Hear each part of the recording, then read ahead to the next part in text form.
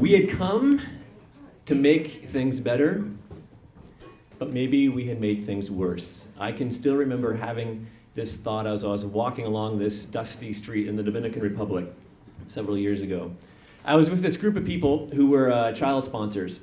You've seen the ads before, $35 a month to sponsor a child, to give them access to healthcare and education. And I was with this group of sponsors, and we'd come to this community to see what was going on.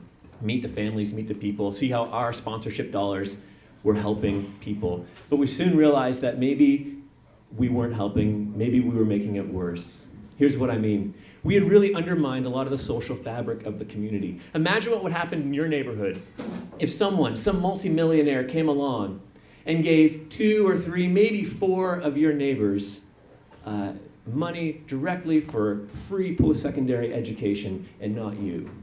Imagine the ramifications of that in your neighborhood. And not only that, we had also created an unhealthy sense of dependency in the community.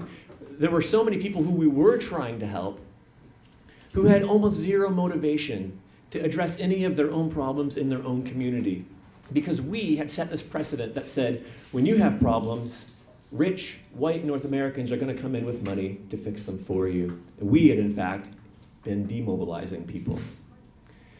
I had this sinking realization as we were there that maybe this whole thing had really been a bit more about our egos than it had been about the actual needs of the people that we were there supposedly trying to help.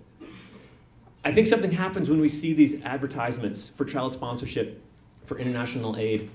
Something swells up inside of us, and it's a natural response. We want to help our fellow humans, but for us, we also have a very westernized assumption that triggers, and that assumption is that you solve problems by throwing money at them. And I think that assumption we need to readdress. Put it this way, this is the question. Just because an idea is driven by really good intentions, does that make it a good idea? After the earthquake in Haiti, we've imported so much rice into Haiti that we've just about and completely annihilated the Asian rice economy by flooding it with foreign rice. Every year we send hundreds of thousands of shoeboxes full of trinkets from the dollar store to families all over the world who really need access to, say, water without virus or bacteria. I've struggled with this a lot, and I've wrestled with this a lot, and as I've been to different places and seen different things, I do think there are some really positive things, though, and this is what I want to focus on. There's other ways of thinking about this, and a lot of them have to do with things like appreciative inquiry. This is changing the assumptions about international development.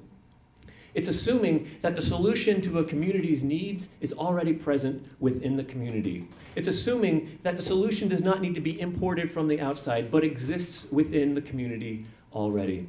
And so, for example, in a model like asset-based community development or positive deviance, what an aid worker might do would be to survey an entire community and determine from those tabulated results which families in those communities have the lowest economic level of living and the healthiest children, and then partner with those families to discover what it is they do, assuming that the solution to raising healthy children in a low socioeconomic level is an answer that already exists because somebody is already doing it. And then it's empowering those people to lead and mentor their own community.